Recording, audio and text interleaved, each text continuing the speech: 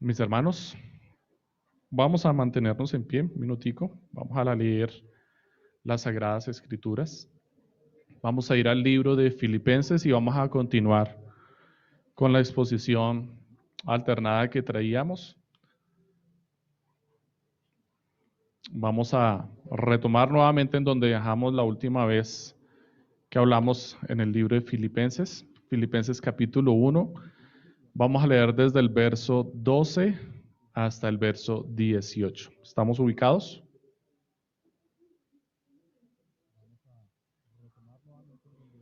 Ok.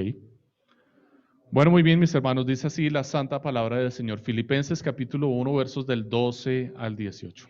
Quiero que sepáis, hermanos, que las cosas que me han sucedido han contribuido más bien al progreso del Evangelio, de tal manera que en todo el pretorio y entre todos los demás se ha hecho evidente que estoy preso por causa de Cristo. La mayoría de los hermanos, cobrando ánimo en el Señor con mis prisiones, se atreven mucho más a hablar la palabra sin temor. Algunos, a la verdad, predican a Cristo por envidia y rivalidad, pero otros lo hacen de buena voluntad.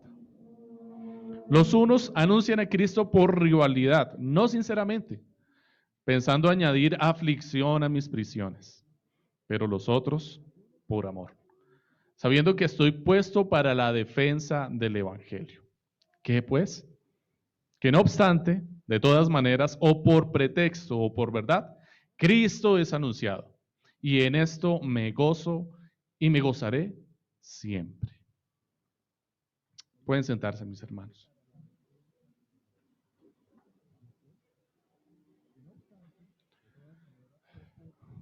Recordemos algo del contexto del libro de Filipenses para que podamos conectar con la exposición que vamos a tener hoy y con las que vamos a tener posteriormente con la voluntad y el favor del Señor. Recordemos entonces que Filipo era una provincia romana, una ciudad. Básicamente se le podía decir que era la pequeña Roma. Contaba con todos los privilegios y características de la misma ciudad romana. Era un paraíso terrenal, se le podía llamar. Las personas que vivían allí disfrutaban y gozaban de la pax romana, como en todas las ciudades del Imperio Romano.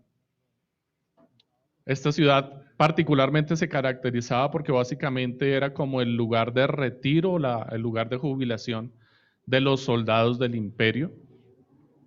Los soldados del imperio eran muy bien pagos. Roma se esforzaba bastante para que sus soldados pudieran serle fieles y les pagaba muy bien. De hecho, aquí en esta carta se está mencionando a los soldados o al pretorio y al grupo de soldados pretorianos, que era un grupo de soldados de élite. Trabajaban directamente para la casa del César, ofrecían su servicio exclusivamente para la casa del César y gozaban del más alto de los salarios que se pudiera tener dentro del servicio militar.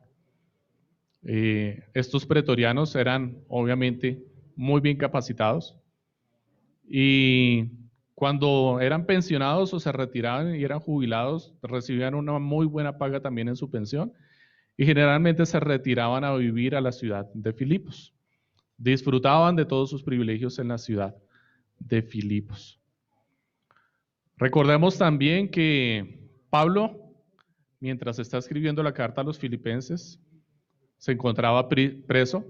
También durante este tiempo escribió, durante su prisión, en esta prisión particularmente, escribió la carta a los colosenses y la carta a los efesios.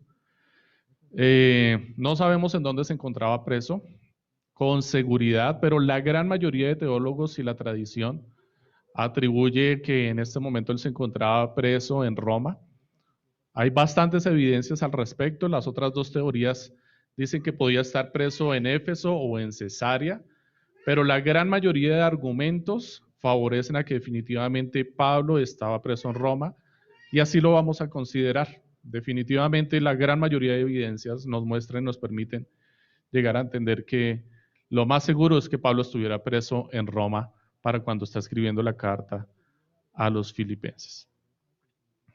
Pablo, después de saludar y expresar el gran afecto que tiene por los filipenses, quiere darle un reporte a sus hermanos de Filipo. Recordemos, Pablo se encuentra preso en Roma y le está escribiendo a los filipenses. Y la causa o la razón por la cual está escribiendo a los filipenses es porque quiere darles un reporte de la situación de su ministerio, del ministerio de Pablo, ¿en dónde? Allí en Roma. Pablo quiere informarle a ellos cómo se encuentra su situación y la situación del ministerio en Roma. Y antes de hacerlo, extiende un gran saludo que ya vimos en la primera y la segunda predicación que hicimos. Un gran saludo muy afectuoso, muy amoroso. Vamos a encontrar de hecho que en esta carta de forma particular, Pablo se extiende bastante, no solamente en la salutación, sino en toda la carta, en expresar el gran afecto y amor que tiene por los filipenses. Dentro de ese reporte que da y el informe, la información que le está dando a los hermanos en Filipo, también quiere atender algunos asuntos que él se ha enterado que están ocurriendo en la iglesia de Filipo. Y también quiere atender estos casos. Pero la mayor parte de la carta de los filipenses se ocupa en alentar y en animar a los hermanos de Filipenses, en transmitirles gozo y en expresarles cuál es la fuente de su gozo para que ellos también se gocen con él. En general, el tono de la carta es amable, lleno de gratitud y de gozo. La porción en la que nos ocuparemos hoy tiene como propósito traer gozo, ánimo y esperanza a la iglesia, a nosotros también, mostrando cómo se extiende el reino del Señor providencial y soberanamente por medio de la predicación del Evangelio. Ese es el propósito de la carta y ese es el propósito de la exposición que vamos a ver hoy. Los 3 puntos en los que se divide este sermón no tienen como propósito mostrar 3 formas de evangelizar. Presten atención a esto. No es el propósito de esta porción de las Escrituras y de este sermón mostrar 3 cosas de cómo evangelizar. No ese es el propósito. No es esa la intención de Pablo tampoco. Más bien, su intención es mostrarnos 3 formas en las que Dios usa su iglesia para cumplir sus propósitos eternos. Ese es el propósito que Pablo tiene en mente en esta porción de las Escrituras. Y ese es mi deseo para ustedes también y es anhelo que sea el deseo de Dios para mi vida también me permita poderlo enseñar no solamente con palabras, sino con mi propia vida. Vamos entonces a ocuparnos en los 3 puntos en los que he dividido este sermón. El primero es Cristo anuncia providencialmente. Lo vamos a ver de los versos 12 al 13. Cristo es anunciado providencialmente, versos del 12 al 13. El segundo es Cristo es anunciado sin temor, verso 14. Cristo anunciado sin temor. Y el último, Cristo anunciado por envidia, rivalidad y buena voluntad. Cristo anunciado por envidia, rivalidad y buena voluntad. Versos 15 al 17. ¿Les impacta ese último anunciado? Es extraño, ¿verdad? Es intrigante. Pero quiero volver a la lectura de las Escrituras nuevamente para que las consideremos mejor teniendo el panorama de los 3 puntos en los que nos vamos a ocupar hoy. Tengan en mente esos 3 puntos y ubíquelos dentro de la lectura de las Escrituras. Vamos a leerla detenidamente nuevamente para que podamos ver cómo brotan de la misma Escritura estas características que el Señor quiere enseñarnos hoy. Filipenses capítulo 1, versos del 12 al 17 y una conclusión especial en el versículo 18. Quiero que sepáis,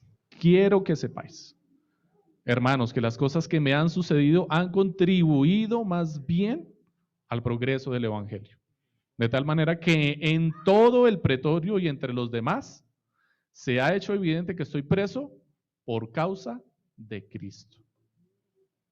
Y la mayoría de los hermanos, cobrando ánimo en el Señor con mis prisiones, se atreven mucho más a hablar la palabra sin temor. Algunos, a la verdad, predican a Cristo por envidia y rivalidad, pero otros lo hacen de buena voluntad. Los unos anuncian a Cristo por rivalidad, no sinceramente, pensando añadir aflicción a mis prisiones. pero los otros por amor, sabiendo que estoy puesto para la defensa del Evangelio. ¿Qué pues? Que no obstante, de todas maneras, o por pretexto o por verdad, Cristo es anunciado. Y en esto me gozo y me gozaré siempre. Una de las cosas que más se descuidan a la hora de dar gloria a Cristo es el estar apercibidos de la providencia de Dios en todo. Queremos honrar y glorificar el nombre del Señor, pero muchas veces descuidamos o desatendemos la providencia de Dios en nuestras vidas o no entendemos cómo funciona. Y nos cuesta trabajo glorificar a Dios cuando en medio de la providencia del Señor llegan aflicciones a nuestra vida, llegan problemas. No sabemos cómo glorificar a Dios en medio de la angustia, del problema, de la deuda, de la necesidad, de la enfermedad. Se nos olvida la providencia del Señor. Y si la recordamos, no sabemos cómo utilizarla para glorificar a Dios. Por otro lado, entender nuestra responsabilidad en los asuntos de la vida sin quitarle la gloria a Cristo también es un problema para nosotros. A veces confundimos o mezclamos la providencia de Dios con nuestra responsabilidad. Y decimos, fue providencia de Dios que las cosas ocurrieran así. Y nosotros quitamos nuestra responsabilidad de lado. No fue mi responsabilidad, esto es providencia divina. Dios quiso que pasara así.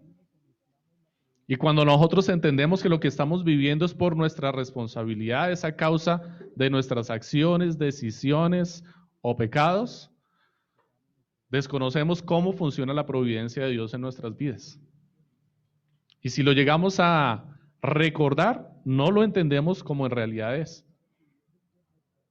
Y solemos rematar esas decisiones y acontecimientos difíciles con la frase, era la voluntad del Señor. Dios quería que fuera así. No había otra forma, tenía que pasar de esta manera. Y nuevamente nos quitamos la responsabilidad de lo que en realidad podíamos o debíamos haber hecho. Y esto es una tensión constante en la vida del cristiano, mis hermanos. Constantemente podemos encontrar como una tensión o una contradicción a veces mal entendida acerca de la responsabilidad y la providencia de Dios. No es mi intención y no es la intención de Pablo solucionar este conflicto en esta exposición de las Escrituras, pero sí vamos a encontrar algunos recursos en medio o avanzando en medio de la lectura y el tema que nos van a orientar o nos van a ayudar a entender cómo definitivamente Pablo entendía que funcionaban estas cosas en su propia vida y quería que los filipenses lo entendieran así. Pablo quiere que los filipenses sepan que su encarcelamiento, en vez de frustrar el avance del evangelio, ha contribuido en su progreso. Y seguramente al decir esto de esta forma, es como si Pablo estuviera hablando a una familia de hermanos filipenses en particular. ¿Ustedes pueden recordar a quiénes podría tener Pablo en mente cuando dijo esto? Cuando Pablo dice, es posible, o cuando Pablo menciona y dice, el ministerio no se ha estancado, sino que está progresando, ha prosperado a causa de mis prisiones. ¿Lo recuerdan? Está en la misma carta a los filipenses, lo vimos en las predicaciones anteriores. Seguramente cuando se estaba leyendo esta carta en la iglesia de Filipo, una familia ahí en medio de la congregación, sentada en una esquina, se reía y recordaba su propia experiencia. ¿Recuerdan al carcelero de Filipos? Una obra providencial definitivamente. ¿Recuerdan cómo él y su familia providencialmente, y definitivamente es la palabra que más define lo que ocurrió allí, providencialmente fueron salvados?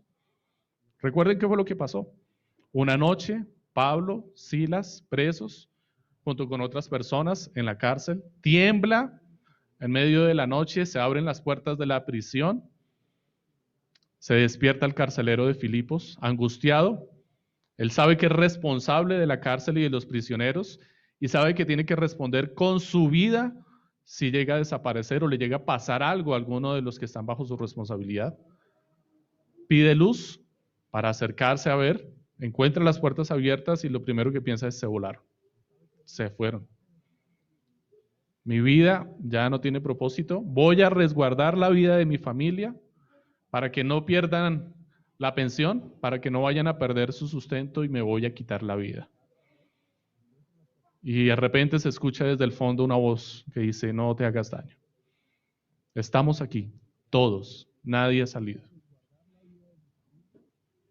Esto es muy providencial que un temblor abra las puertas de la cárcel y que los prisioneros no se escapen, que se queden allí. Y que además de esto, los prisioneros guarden la vida del carcelero, protejan la vida del carcelero. Además de esto, más providencial también es que esa noche no haya sido salvo solamente el carcelero, sino su familia también. Y que el carcelero haya puesto en riesgo su propia vida y la vida de su familia a sacar los presos de la cárcel y llevarlos a su casa, en donde fueron bautizados y en donde les fue predicado el evangelio para arrepentimiento y salvación. Esto es providencial, definitivamente, es muy providencial. También es providencial que la guardia pretoriana supiera quién es Cristo y que Pablo estaba preso a causa de él, a causa de Cristo. Él nos habla de la constante predicación de Pablo allí, con sus palabras y con su propia vida, su conducta, su forma de tratar a los demás. Que Pablo diga que su cautividad, en vez de frenar la extensión del reino, fue promovida, significa que no solo habían escuchado, sino que tenían también discípulos entre ellos. Cuando Pablo está mencionando aquí el pretorio, en la porción que acabamos de leer, y dice que para todos era evidente, para la guardia pretoriana y para los demás, era evidente que la causa por la cual Pablo estaba en la cárcel era por Cristo, es porque a todos se les hacía evidente que había algo diferente en Pablo. Que Pablo no era un prisionero común, que Pablo no estaba allí por ladrón, por malandro, ni por haber cometido algún crimen o delito que atentara directamente contra el César y su integridad, salvo testificar que Cristo era Dios. Es impresionante que el testimonio de Pablo, estando preso en la mazmorra más oscura y profunda, llegara a trascender los muros de su prisión y toda la ciudad se enterase que Pablo estaba allí y que estaba preso por causa de Cristo. Porque de hecho era así. Vamos a verlo más adelante. Es impresionante el testimonio de este hombre. ¿Usted se imagina qué hacía Pablo encerrado en la cárcel para que todo el mundo se enterara que él estaba preso por causa de Cristo? Que pudiera decir quién es Cristo, la gente pudiera decir, cuando se encontrara en las calles, entre los corrillos y hablaran de Pablo y dijeran, Pablo está preso a causa de Cristo. ¿Cristo? ¿Quién es Cristo? Cristo, Cristo. Y la gente pudiera hablar de Cristo y decir quién es Cristo. Algo realmente impresionante estaba haciendo Pablo en la cárcel. Definitivamente tenemos mucho que aprender de la forma en la que Pablo entiende y vive la providencia divina. Él sabía que las cosas providenciales del Señor ocurrían con un propósito y él se hacía responsable de que ese propósito de la providencia de Dios ocurriera. Asumía esa responsabilidad y hacía que las cosas ocurrieran. En el orden en el que Pablo escribió la porción de las Escrituras que acabamos de leer y la siguiente hasta el versículo 30, evidencian qué era lo que realmente le importaba a Pablo. Empezamos el texto leyendo, lo primero que leíamos en el texto es, quiero que sepáis. Estamos allí ubicados en el texto. Lo primero que se lee allí es, quiero que sepáis. ¿Qué es lo que Pablo quiere que sepamos? Pablo escribe primero sobre el Evangelio, sobre el mensaje de Dios, sobre Cristo. Es lo primero que está mencionando. Del verso 12 al 18 que leímos hoy, Pablo está hablando acerca de Cristo. Ahora piense qué es lo que usted haría en la situación de Pablo. Usted está en la iglesia, se fue a predicar a otro lugar y cuando llegó a predicar a este lugar lo pusieron preso en la cárcel y tiene ocasión de comunicarse por teléfono o escribir una carta a la iglesia para dar un informe de la misión. ¿Qué es lo primero que usted va a decir? Mis hermanos, oren por mí, estoy en la cárcel. Mis hermanos, tengo frío, mándenme algo para abrigarme, tengo hambre, busquen un abogado para que me ayude. Seguramente eso será lo primero que nosotros haríamos en un informe a la iglesia, ¿cierto? Informe del misionero a la iglesia Ra. Y eso sería lo primero que diríamos. ¿Qué es lo primero que dijo Pablo? Mis hermanos, Cristo sigue siendo predicado.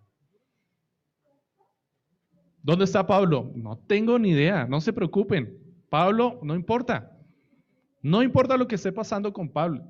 No importa si está preso, si le pusieron grilletes, si lo pusieron en la casa del gobernador como prisionero, que es muy posible.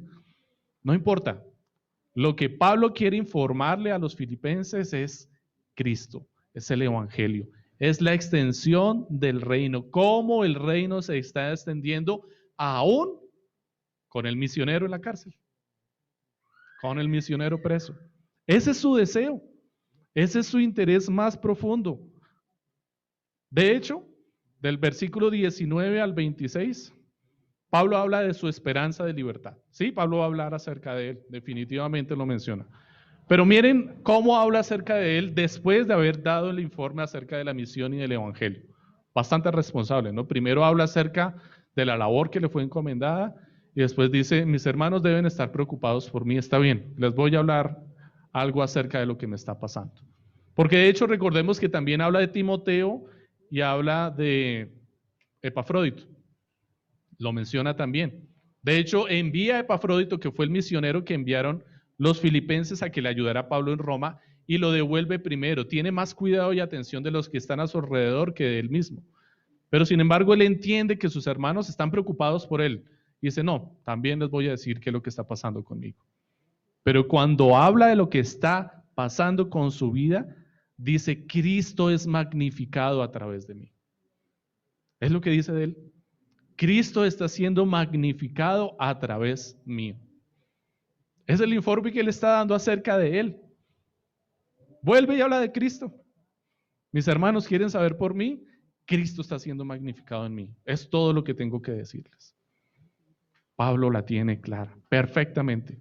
No descuida por un momento la obra y sabe diligentemente qué era lo que tenía que hacer.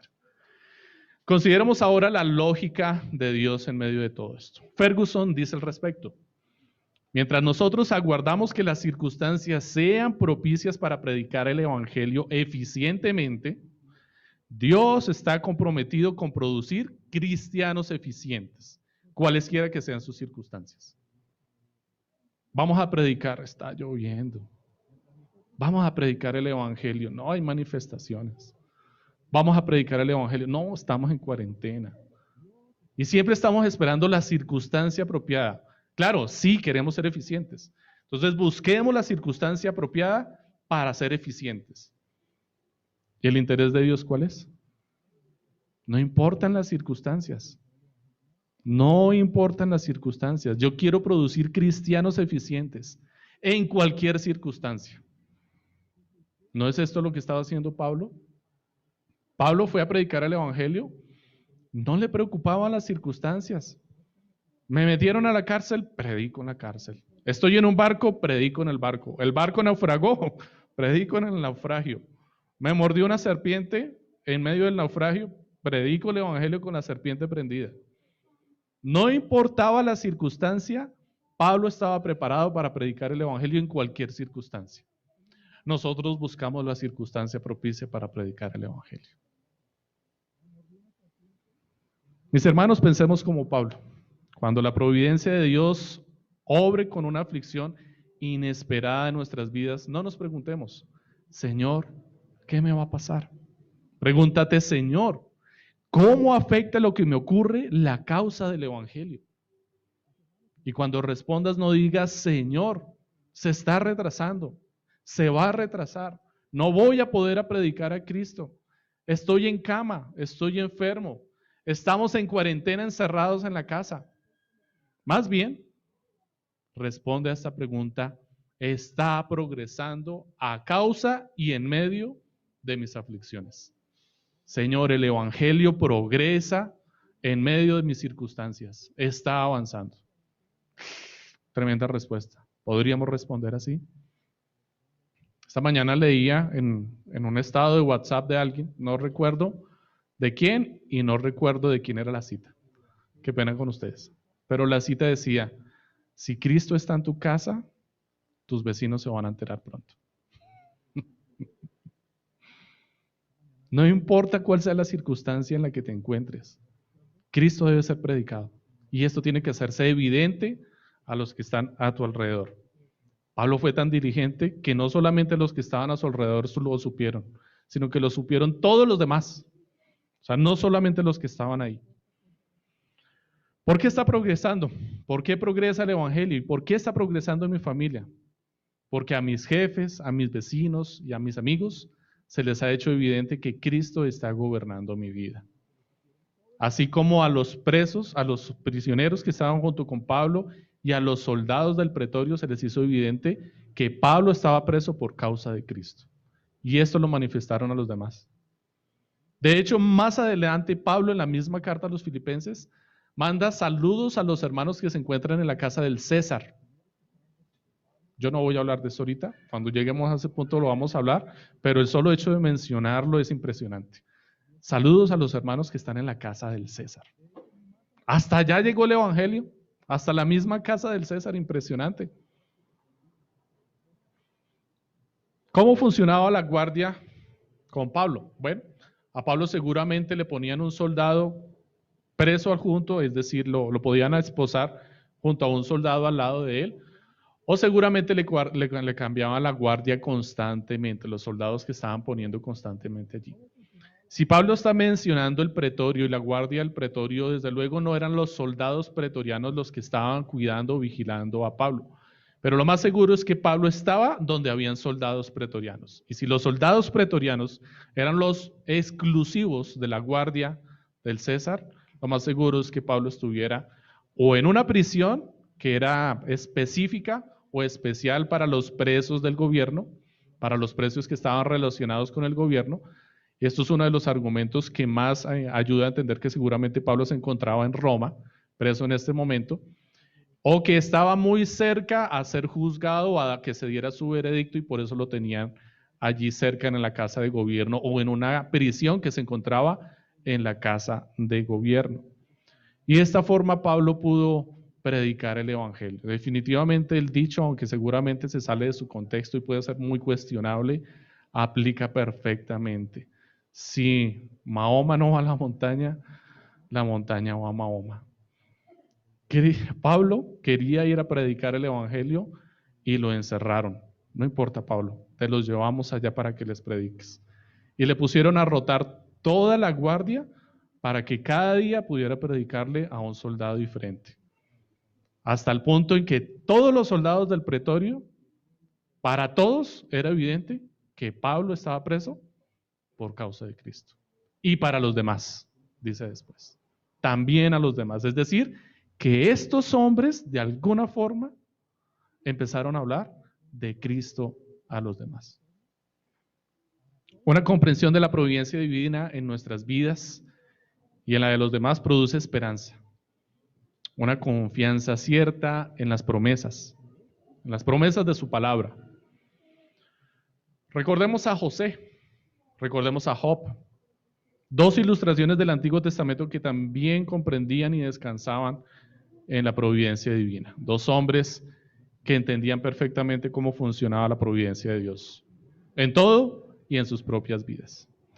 La esperanza de José permaneció inalterable aún cuando fue vendido como esclavo. Cuando la mujer de Potifar mintió acerca de él y en consecuencia cuando fue echado en prisión. La razón de su confianza está en su famosa declaración en Génesis 50:20, cuando dijo a sus hermanos que le habían traicionado, ya estando gobernando en Egipto. José dice allí, vosotros pensasteis mal contra mí, mas Dios lo encaminó a bien para hacer lo que vemos hoy, para mantener en vida a mucho pueblo. Es una comprensión bárbara de la providencia de Dios. José no se puso a quejarse, a renegar. Sí sintió dolor en su corazón cuando los vio. ¿Lo recuerdan? Sintió tristeza en su corazón, se compungió, se encerró a llorar, no sabía qué hacer. Los tengo en mis manos, puedo vengarme. Pero no lo hizo. Y permitió más bien o dejó que Cristo obrara en su corazón y entendiera la providencia de Dios en todas las circunstancias. Una enseñanza bastante valiosa para nosotros hoy en día y nuestras circunstancias personales y las de nuestra nación. Consideremos a Job. Job, aunque perdió Perdió cuanto tenía y nunca supo el gran propósito que Dios tenía al permitir sus padecimientos. Dijo: he aquí, aunque Él me matare, en Él esperaré. Yo no entiendo cómo lo iba a hacer. No entiendo cómo dijo esto, pero dijo así: he aquí, aunque Él me matare, en Él esperaré. Y yo sé que mi Redentor vive, y al fin se levantará sobre el polvo. Este hombre la tenía más clara allá, más clara, más lejos de lo evidente y lo terrenal. Estaba hablando de qué? De su resurrección. Estaba hablando de la resurrección de Cristo y de su resurrección. Aunque muera, aunque Él me matare, yo sé que puedo esperar y confiar en Él. Yo sé que resucitaré. Sus preocupaciones sobre cualquier circunstancia de la tierra definitivamente se habían acabado. Nada sobre la tierra le podía angustiar y preocupar. Y ni siquiera nada más allá de la tierra le preocupaba. Su comprensión de la providencia de Dios llegó a trascender hasta la eternidad y comprender que definitivamente si llegaba a morir, aún el Señor iba a obrar conforme a su voluntad, misericordiosamente con él, aún más allá de la vida, cuando trascendiera la muerte. Esta gente la tenía clara, qué cosa tan maravillosa. En verdad, Dios les concedió glorificar a Cristo y alcanzaron la esperanza que anhelaban. La esperanza de Pablo no descansa simplemente en lo que le ha sucedido personalmente. Él se veía a sí mismo como parte de un enorme y glorioso movimiento de Dios, a través del cual la gente fue traída a Cristo y la iglesia estaba siendo edificada. Pablo sabía que todo lo que le ocurría tenía un propósito mayor, que sus aflicciones y sus sufrimientos no eran a causa de él o a causa de alguna circunstancia temporal o pasajera para él solamente. De hecho, él no pensaba en la providencia de Dios como algo particular para su propia vida, sino que él pensaba que la providencia de Dios tenía un propósito más grande, la gloria de Cristo y el avance del reino. Así deberíamos comprender nosotros la providencia de Dios. Señor, ¿por qué me está pasando esto a mí? Señor, ¿cómo hago que el reino avance con lo que me está pasando a mí? No pensemos en la providencia de Dios solamente en nuestras vidas y la circunstancia para nosotros. Pensemos en el mayor, en lo mayor, en el cuadro general, en el reino del Señor, cuando veamos la providencia de Dios, obrando en nuestras circunstancias difíciles. Señor, ¿cómo hago para que tu reino avance en medio de esta situación? ¿Por qué me tuve que enfermar? ¿Por qué me tuve que quedar sin trabajo, Señor? ¿Por qué me despidieron? ¿Por qué los vándalos destruyeron mi trabajo, mi casa? ¿Por qué mi carro? ¿Por qué, Señor, pasó esto? Señor, ¿qué hago para que tu reino avance en medio de estas circunstancias? Pablo había puesto su esperanza en los propósitos del reino de Dios en este mundo. Los propósitos que Dios tenía para este mundo, allí tenía Pablo sus esperanzas. Un buen lugar para invertir. Invertir en los planes del Señor para el mundo. Por tanto, si los planes de Dios para el futuro involucraban sufrimientos en su vida, todo estaba bien para él. Su esperanza no decayó cuando debió soportar prisiones, calumnias y aún la muerte, porque estaba más preocupado por la gloria de Dios que por su propia comodidad personal. Lo que le sucediera era de escasa importancia comparado con el cuadro general. Aunque el pecado y el sufrimiento son reales en nuestra vida y no negamos su existencia en medio de nosotros, la verdadera esperanza nos hace confiar que algún bien resultará de estas pruebas y que en ellas glorificaremos más a Cristo. Ese es el propósito que debemos tener en mente. Cristo es anunciado sin temor. Pareciera que se fuera a acabar ahí el sermón, ¿no? Pero faltan 2 puntos más. La mayoría de los hermanos, cobrando ánimo en el Señor con mis prisiones, se atreven mucho más a hablar la palabra sin temor, dice el versículo 14. Contrario a lo que cualquier persona podría pensar, la iglesia en Roma, en vez de sentirse desanimada o desmoralizada para predicar, a causa del encarcelamiento de Pablo, estaban animados y valerosos para proclamar a Cristo. Contrario a lo que cualquiera podía pensar, a cualquier pronóstico. Contrario a los pensamientos de liderazgo de hoy en día, ¿cierto? Se destruye el líder, se acaba el líder y se esparcirán las ovejas. Se va a acabar todo. Agarraron a Pablo, al misionero, al jefe, al duro. Se acabó la misión ya, esto, no hay nada que hacer. ¿Y qué ocurrió? Todo lo contrario. Surtió el efecto contrario, la gente se animó, es decir, si se dice que la gente se animó a predicar y a salir sin temor, era porque la gente estaba angustiada, la gente estaba temerosa, los creyentes, estamos hablando de los creyentes. Tenía temor de predicar a Cristo en medio de las circunstancias. Cogieron a Pablo. No, cogieron a Pablo. Si cogieron a Pablo, en cualquier momento vienen por nosotros.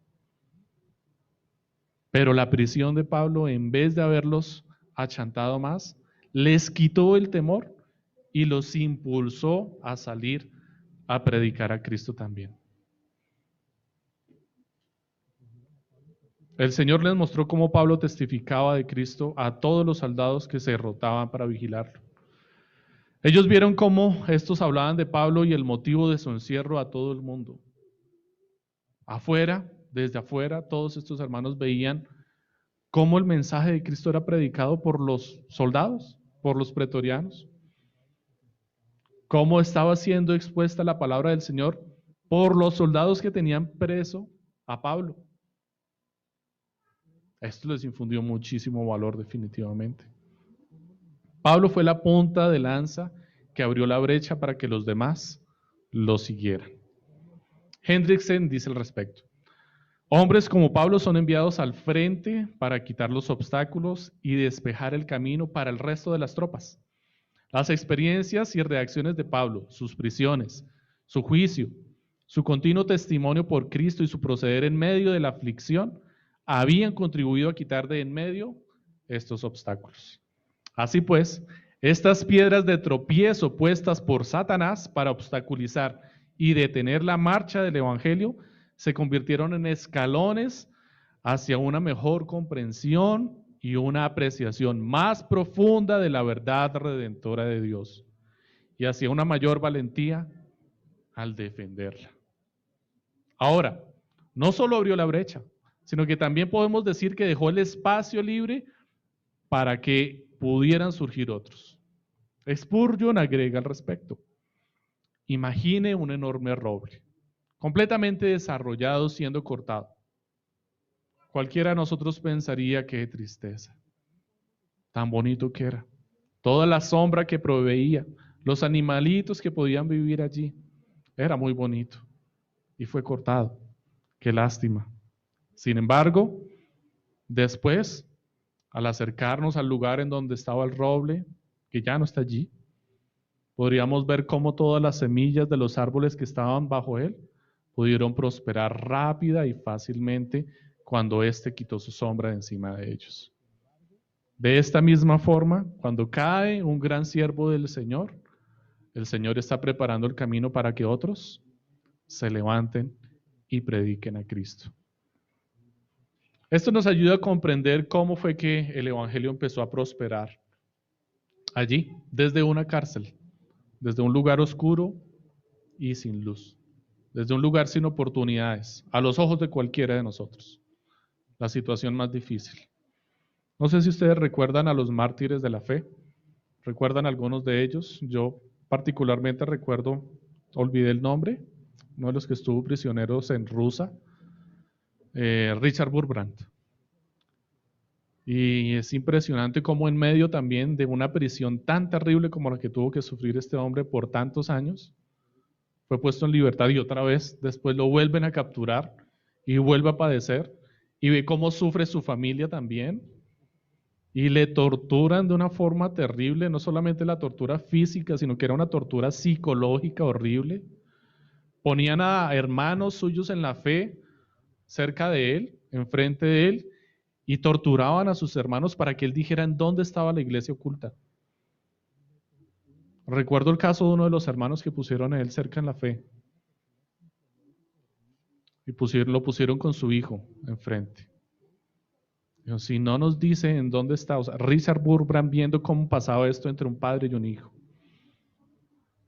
Si no declaras en dónde está la iglesia oculta, matamos a tu hijo. Y torturaban a su hijo y este hombre no quería hablar y lo torturaron, no quería hablar y finalmente se dio en su corazón y dijo, está bien, voy a hablar.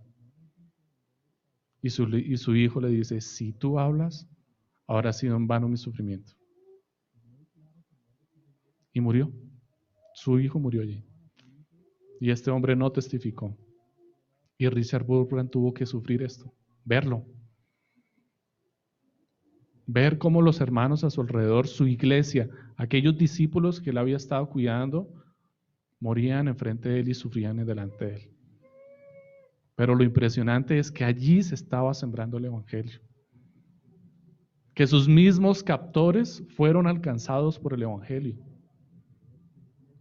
Que allí nació una obra y una misión que lleva y predica el evangelio hoy a muchos lugares del mundo en circunstancias en las que nadie quería ir a predicar el evangelio. Se levantaron personas valientes que son capaces de ir a predicar el evangelio en donde las circunstancias no son en absoluto ni favorables ni convenientes, en donde ni siquiera hay esperanza de bajarse del avión. Llegar a intentar hacer una misión en un lugar así y saber que ni siquiera hay esperanza de bajarse del avión a testificar de Cristo requiere de mucho valor. Y eso es lo que Pablo nos está describiendo aquí. A causa de Pablo y de su testimonio, allí en medio de la cárcel, sus hermanos se llenaron de valor para testificar de Cristo. Jesús nunca se quedará sin testimonio. Si nosotros callamos, las piedras van a hablar. Piensa ahora usted en los lectores de esta carta. Siéntese como uno de ellos. ¿No le impulsa este testimonio a predicar a Cristo en su ciudad? ¿No se siente alentado a unirse con sus hermanos para salir a predicar a Cristo? Pues bien, mi hermano, si es así, permítame ponerle en consideración una cosa más. Tenga cuidado, mi hermano. Tenga cuidado, pero no de lo que está pasando allá afuera. No tenga cuidado de el lugar al que va a ir. Tenga cuidado de lo que usted va a sacar para ir a predicar. Tenga cuidado de su corazón. Cristo es anunciado por envidia, rivalidad y buena voluntad. Dice versículos 15 al 17. Algunos a la verdad predican a Cristo por envidia y rivalidad, pero otros lo hacen de buena voluntad. Los unos anuncian a Cristo por rivalidad, no sinceramente, pensando añadir aflicción a mis prisiones, pero los otros por amor, sabiendo que estoy puesto para la defensa del Evangelio. Lo primero que me llama la atención de este texto es que Pablo no se detiene a explicar o a exhortar a aquellos que predican a Cristo por rivalidad o envidia. Su interés está centrado en una sola cosa y quiere dirigir el interés de sus lectores al mismo lugar. Para Pablo lo importante es que Cristo sea predicado por medio del único evangelio. Eso lo tiene Pablo claro. Mientras esté predicando el único evangelio de Cristo y no otro, que Cristo sea predicado. Y en eso me gozaré. Pablo entiende cómo se extiende el reino de Dios providencialmente, aun cuando Cristo es predicado con intenciones egoístas o pretenciosas. Mateo 7:22 dice, así como es posible profetizar, bueno, cito más bien, no literalmente, como es posible profetizar y echar fuera demonios y hacer muchos milagros en el nombre de Jesús, seguramente también es posible predicar el evangelio con falsos motivos. ¿Recuerdan que estos hombres hacían milagros en el nombre de Jesús, pero no eran creyentes? pero no tenían al Señor. Estos hombres profetizaban en el nombre del Señor, pero no eran de Cristo. Cristo no les reconocía. Pues Pablo está aquí hablando de unos personajes que predicaban a Cristo. No está cuestionando el mensaje de ellos. Es decir, Pablo sabía que estaban predicando a Cristo bien, el evangelio, apropiadamente, correcto, el verdadero evangelio. Pablo cuestiona aquí es la intención con la que lo estaban haciendo. Lo estaban predicando por envidia y por rivalidad.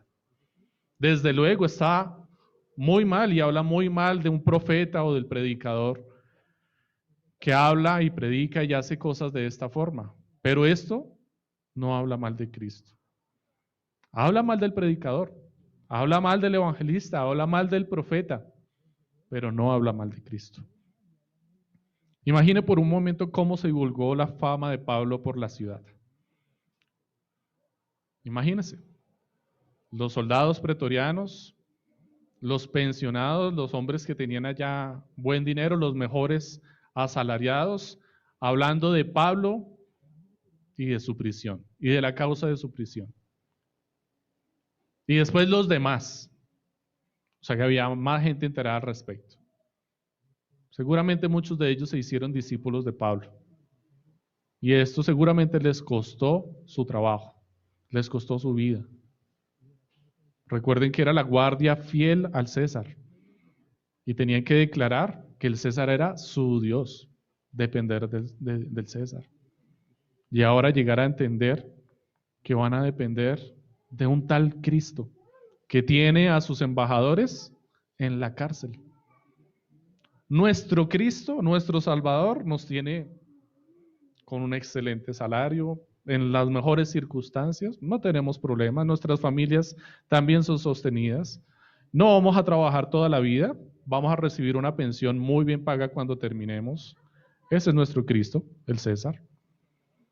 Y dejaron a ese Cristo, dejaron a ese César, por seguir a uno que tenía a sus embajadores en prisión.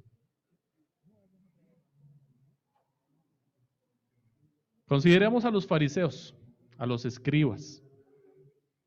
Estos hombres fueron llenos de celos y de envidia por el triunfante ministerio de Jesús.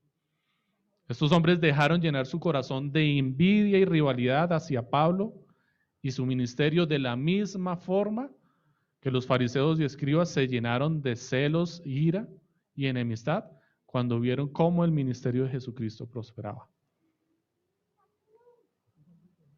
En respuesta a la labor de Pablo, estos hombres empezaron a trabajar arduamente anunciando a Cristo.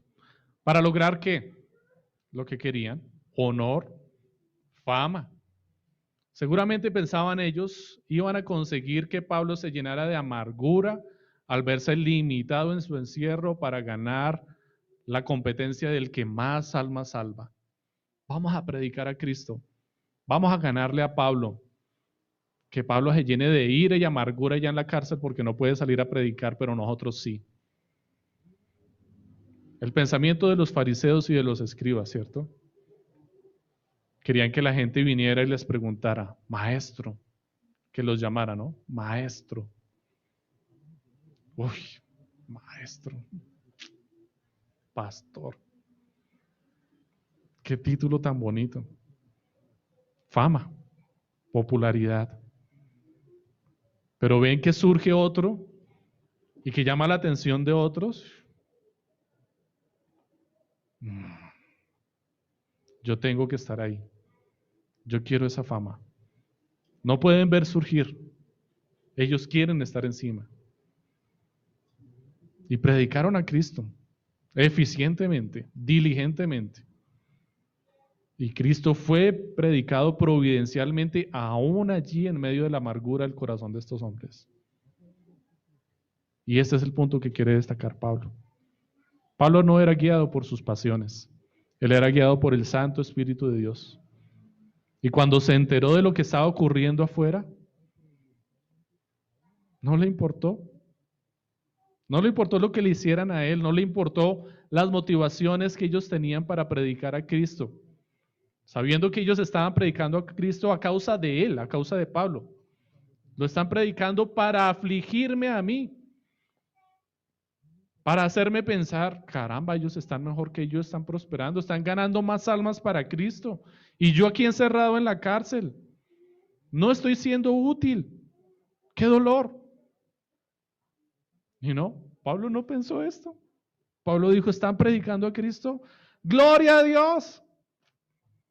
Más gente arrepentida, más gente que se está salvando. Yo estoy aquí encerrado, sí, no importa.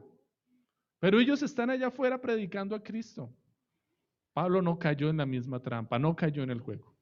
No dejó que su corazón se llenara de amargura. Claro, no le alegraban las motivaciones egoístas de estos hombres, que no le consideraban como compañeros, sino como rival. Y los denunció como egocéntricos. Pero no se dejó llenar de amargura ni permitió el cinismo en sus palabras. Él se concentró en la tarea principal de su ministerio, la gloria de Cristo. Ahora piense, mi hermano, en lo fácil que puede ser para usted y para mí permitir la amargura en nuestro corazón.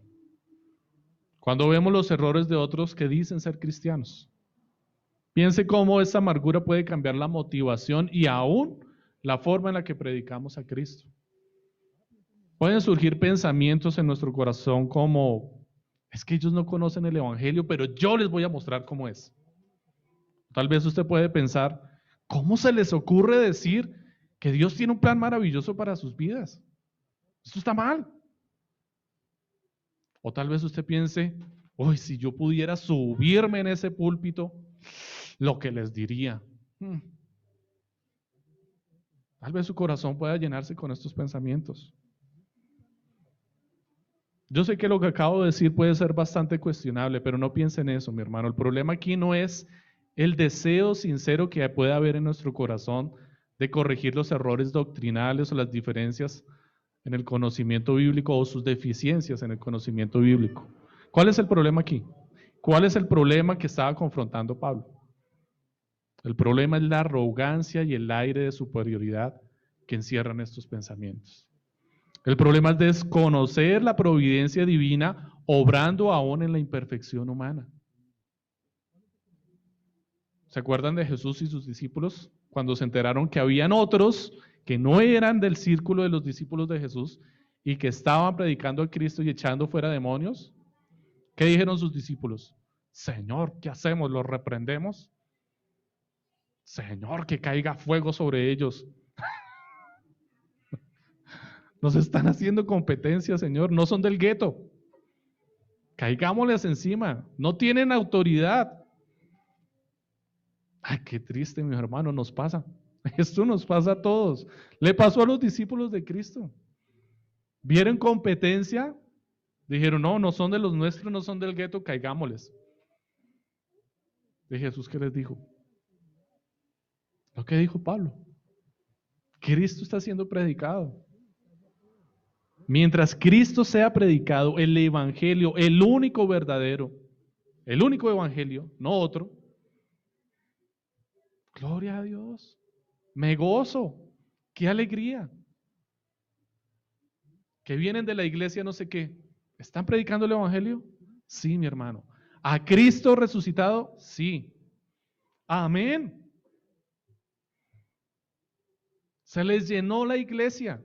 Es más, están llevando los de nuestra iglesia. ¿Está siendo predicado Cristo? Sí. ¿Está el evangelio allí? Sí. ¿Es la verdad de la palabra? Sí. Amén. ¿Cuál es el problema? ¿Cuál es la rivalidad? El problema aquí es empezar a consentir las pequeñas zorras de amargura en nuestro corazón. Pequeñas raíces que crecen y pronto estarán contaminando a otros, dice la palabra. De hecho, Pablo sabía lo peligrosa y común que podía ser esta conducta en la iglesia. E incluyó este informe de su ministerio en la prisión en la carta de los Filipenses, para que ellos no les pasara lo mismo. Pablo sabía que podía pasar lo mismo con los hermanos filipenses. Y dice en el verso 27, en la misma carta, capítulo 1, Solamente que os comportéis como es digno del Evangelio de Cristo. Compórtense como es digno del Evangelio de Cristo. Para que o sea que vaya a veros o que esté ausente, oiga de vosotros esto. ¿Qué? Que estáis firmes en un mismo espíritu, combatiendo unánimes por la fe del Evangelio. No separados, unánimes. Capítulo 2, versos del 2 al 4. Pablo nuevamente vuelve a decirlo, y solamente cité estos pasajes, pero hay más, en la misma carta a los Filipenses. Completad mi gozo, sintiendo lo mismo, teniendo el mismo amor, unánimes, sintiendo una misma cosa. Versículo 3, escuchen lo que dice. Nada hagáis por contienda o por vanagloria, antes bien con humildad, estimando cada uno a los demás como superiores a él mismo, no mirando cada uno por lo suyo propio, sino cada cual también por lo de los otros. No voy a predicar este pasaje hoy, lo vamos a predicar después, y hay bastante que masticar de allí también. Pero la idea que Pablo quería transmitirle a los filipenses constantemente es: prediquen a Cristo. El gozo de sus corazones está en predicar a Cristo. No con rivalidad, ni por enemistad, ni por ver quién conoce más y sabe más de la palabra y gana más discípulos. Y quién llama más almas a Cristo. Y hoy convertí a 10. Hoy, en fin. No, ese no es el propósito. Sí, nos alegramos definitivamente con que el Evangelio sea predicado y muchos se arrepientan, pero esto no es una competencia, mis hermanos. No es una competencia entre nosotros ni con otros hermanos. Sí es una competencia, pero no entre los hermanos. Es una competencia contra Satanás, contra el mundo, contra la carne, contra ellos, contra lo que competimos. ¿Qué lucha ardua tenemos en nuestro corazón? Que hasta las acciones legítimas como predicar el Evangelio se nos pueden convertir en algo pecaminoso a causa de nuestro orgullo y motivaciones egoístas. Lo contrario es predicar a Cristo de buena voluntad, predicarlo por amor. Mientras la voluntad de unos es predicar a Cristo para hacerse un nombre y afligir más al cautivo, la voluntad de otros es predicar a Cristo por amor a Él, sabiendo que fue Él quien envió a Pablo a la prisión para que diera testimonio de Él. Aquellos que saben cómo Pablo fue enviado providencialmente a prisión para defender el Evangelio, trabajarán amorosamente del mismo lado, predicando a Cristo.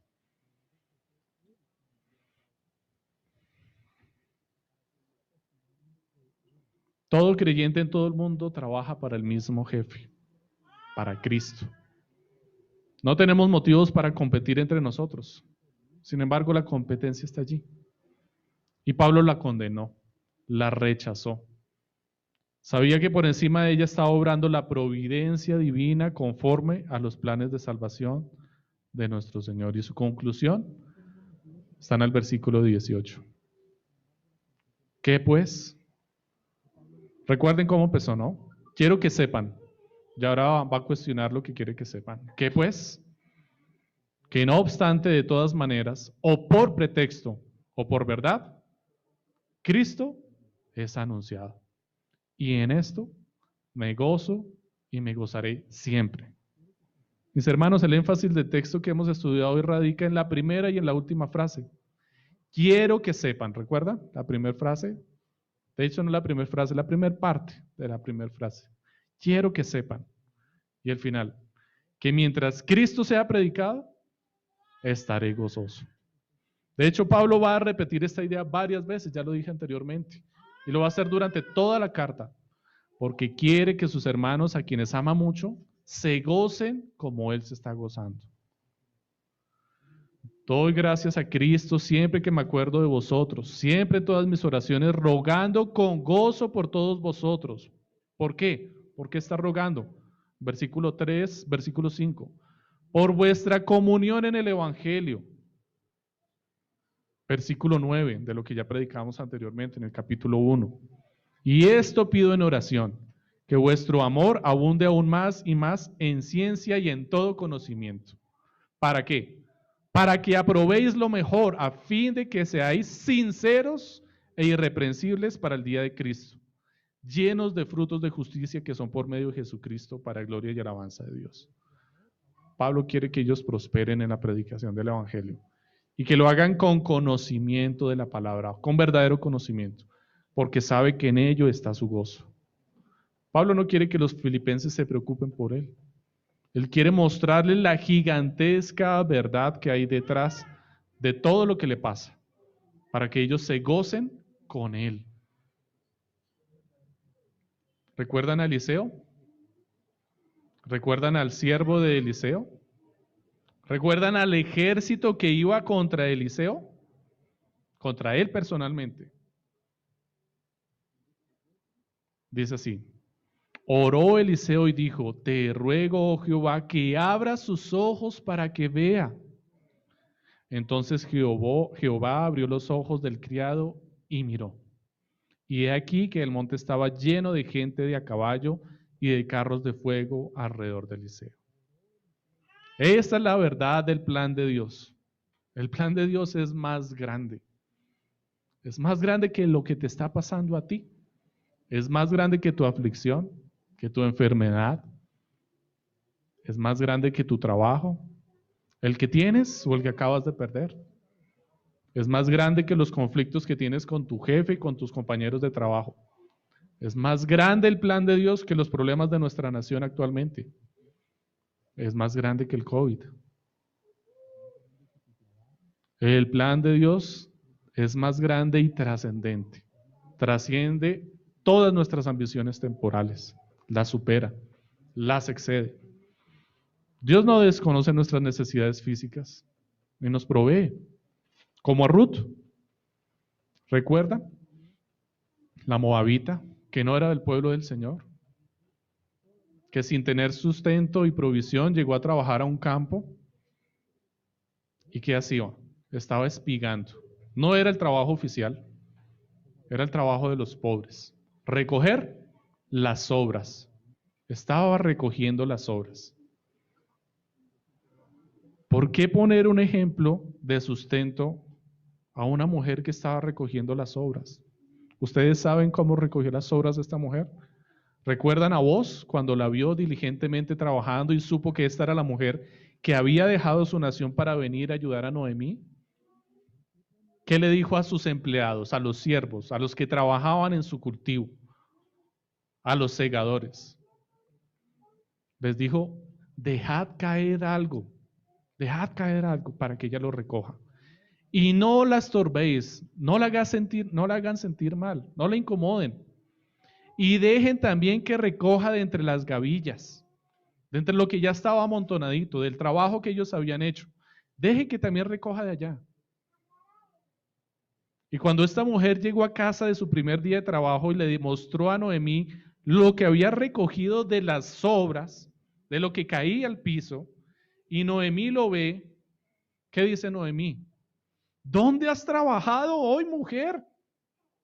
¿Dónde estabas? Que fuiste prosperada, mira lo que has traído.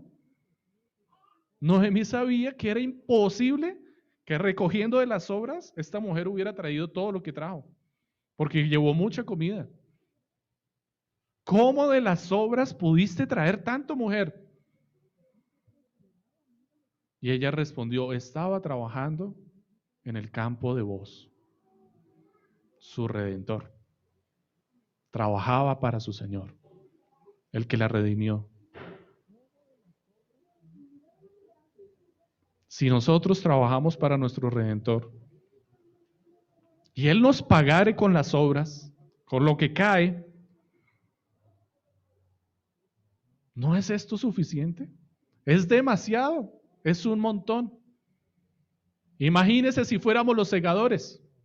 Esta mujer no era empleada, era un pobre que venían a recoger de lo que sobraba. No sé si ustedes lo han hecho. Yo recuerdo que lo hice una vez cuando era niño con mis padres. En Cogua. Habían cultivos de papa. Leonardo se acuerda de pronto. Y estaban cosechando. Y ya estaba terminando la cosecha. Y los obreros nunca recogen todo, ¿no? no sacan todo el cultivo porque pasa la máquina y la máquina recoge y levanta la papa y ellos van pasando a toda carrera y llenando los bultos. Y la gente pobre iba a recoger lo que quedaba. Y fuimos, yo recuerdo, éramos muy pequeñitos, mi mamá, mis tías, fuimos varios. Eso fue un paseo para nosotros sabroso, a coger gusanos en la tierra, chisas y papas, claro. Llenamos un bulto de papa, trabajando en un día para la familia. Eso fue un montón de papa. Nos fue difícil sacarla de allá porque estábamos bien adentro de la montaña, pero fue todo un paseo. Mis hermanos, la provisión del Señor es abundante. Y eso era lo que le daba a los pobres. Si fuéramos los segadores, los que dependíamos de Él, los que trabajáramos para Él, imagínense el sustento y la provisión. Dios nos ha dado dones para trabajar y conseguir nuestro sustento temporal, nuestro sustento terrenal. Y cada día de provisión nos trae alegría temporal. Pero también nos ha dado dones para trabajar en la extensión de su reino celestial. Y nos pagó por adelantado, dándonos el pan de vida, nuestro sustento para la eternidad. Y esta provisión nos trae un gozo eterno, que sobrepasa cualquier circunstancia temporal. Mientras haya necesidad en la tierra, tendremos trabajo. Y mientras nos ocupemos en predicar a Cristo, estaremos gozosos. Predica a Cristo.